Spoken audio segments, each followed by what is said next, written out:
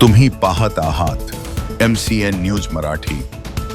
अकोला जिल्ह्यातील पत्रकारांवर ठोठावलेल्या 5 दिवसांच्या कोठडीच्या शिक्षेविरोधात मूर्तिजापूर तालुक्यातील पत्रकारांनी काळ्या रिबन बांधून पोलीस बंदोबस्तात तीव्र निषेध आंदोलन केले। विधान परिषदेतील विशेषाधिकाराचा वापर करत महिला पत्रकार सौ हर्षदा गणेश सोनवणे यांच्यासह अन्य पत्रकारांवर करण्यात आलेली कारवाई ही लोकशाहीच्या चौथ्या स्तंभावर घाला घालण्याचा आरोप यावेळी करण्यात आला। पत्रकारांवरील कारवाई मागे घ्या, पत्रकार एकजुटीचा विजय असो, पत्रकारांची मुस्कटदाबी थांबावी, हमसे जो टकराएगा मिट्टी में मिल जाएगा अशा आक्रमक घोषणांनी परिसर पत्रकारांनी दणाणून सोडला। या आंदोलनाचे निवेदन मूर्तिजापूरचे उपविभागीय अधिकारी संदीप अपार यांच्या मार्फत मुख्यमंत्र्यांना सादर करण्यात आले। या निषेध आंदोलनात मूर्तिजापूर तालुक्यातील प्रिंट मीडिया व इलेक्ट्रॉनिक्स मीडियाचे पत्रकार सहभागी झाले होते। न्याय न मिळाल्यास जेलभरो आंदोलन छेडण्याचा इशारा देत याची सर्व जबाबदारी शासन व प्रशासनाची राहील असा इशाराही पत्रकारांनी दिला आहे। MCN न्यूज मराठीकरिता धनराज सपकाळ, मूर्तिजापूर। सद्यस्थितीत नागपूरच्या हिवाळी अधिवेशनामध्ये अकोला येथील सन्माननीय आमदार, विधान परिषदेचे आमदार सन्माननीय अमोलजी मिटकरी यांनी जो विशेषाधिकार हक्कभंग पत्रकारांच्या विरुद्ध दाखल केला होता, त्यानुसार आमच्या एका पत्रकार भगिनीसह 4 पत्रकारांना 5 दिवसाची जेलची शिक्षा ठोठावण्यात आलेली आहे। अमोलजी मिटकरी हे आमचे घरचेच एक सदस्य आहेत, परंतु त्यांनी असं आपल्याला दुर्दैवाने म्हणावं लागेल की त्यांनी आपल्या मिळालेल्या अधिकारानुसार पत्रकारांवर अंकुश आणण्याचा आणि त्यांचं मनोधैर्य खच्ची करण्याचा प्रयत्न यातून केलेला आहे असं दिसून येते।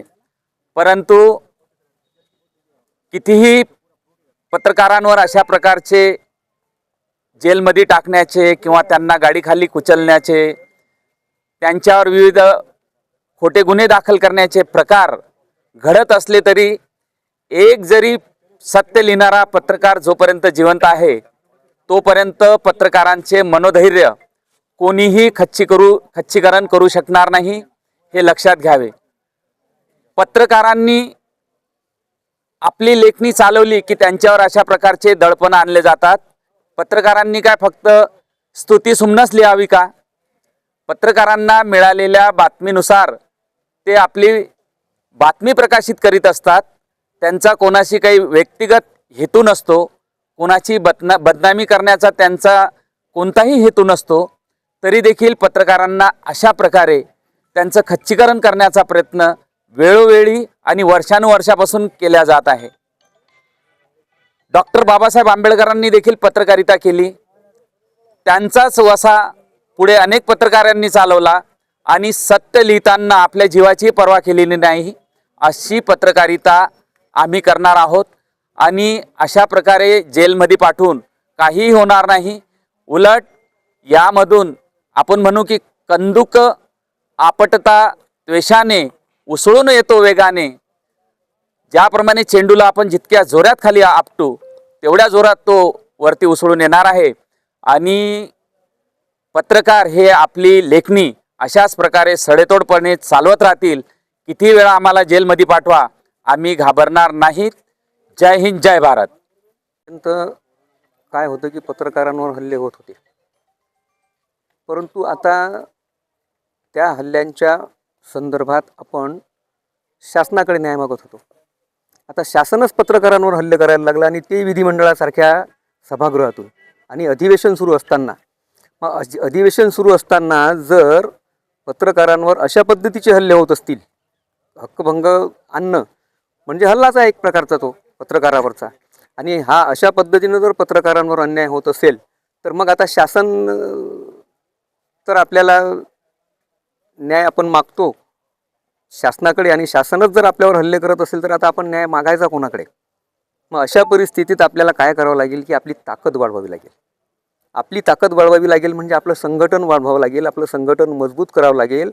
आणि पत्रकारांनी आता वेगवेगळ्या संघटनांच्या गुंताळ्यात न अडकता एक पत्रकार म्हणून संघटित राहणं आवश्यक आहे। पत्रकार म्हणून पत्रकार जेव्हा संघटित राहील तेव्हाच तो त्याच्यावर होणाऱ्या हल्ल्यांचा प्रतिकार करू शकेल. आता शासनही त्याच्या बाजूला नाही. शासनानं आता कायदाही केलेला आहे कायदा आधीच. आता कायदा करणारं जे शासन आहे, शासनच जर पत्रकाराला असं आरोपीच्या पिंजऱ्यात उभं करत असेल तर मग काय करणार. म्हणून मी सांगतो की एकच, आपण संघटित व्हा आणि एकजूट आपली निर्माण करा आणि यांना दाखवून द्या की आम्ही लेखणीही चालवतो आणि शस्त्रही चालवतो. मग जर काम पडलं तर आम्ही रस्त्यावर उतरू आणि आमच्या न्यायासाठी आम्ही झगडू. आतापर्यंत आम्ही सर्वसामान्यांच्या न्यायासाठी आमची लेखणी झिजवत आलो आणि आज आमच्यावर जर असा अतिप्रसंग होण्याचा प्रयत्न होत असेल, करण्याचा प्रयत्न होत असेल तर मात्र आम्हाला आता हल्लेखोरांच्या सोबतच शासनाला देखील आव्हानाची भूमिका घ्यावी लागेल.